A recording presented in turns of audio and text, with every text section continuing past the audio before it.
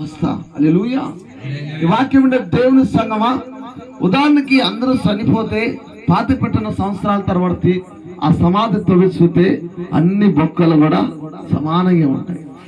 ఎవరు బొక్క, అరే కులం, ఈ పెద్ద కులం వస్తుడు కదా, ఈ బొక్క ఏంటి లావుగా లేదు, ఇటు గొప్పవాడు కదా, నో, అలా ఉండదు. ఎప్పుడో అన్ని సమానమైన ఎముకలతో ఉంటాయి. ఎందుకంటే అది దేవుడు తయారు చేసిన వాడు. హల్లెలూయా. దేవుని బిడ్డలారా, కుల వ్యవస్థ అనేది మానవుల నుంచి సృజించినదే, కానీ యేసుక్రీస్తు వారు ఆ జాతికి, ఆ మతానికి కాదు. ఆయన అందరికీ దేవుడై ఉన్నాడా. రావా చందల రీకావా, ఓ రోసేకిలా రావా చందల రీవావా. అలా చాలా సర్వశక్తి గల దేవుడు బిడా, అందరికి దేవుడు. యేసుక్రీస్తు వారు మతాన్ని మార్చడానికి రాలా, కులాన్ని మార్చడానికి రాలా.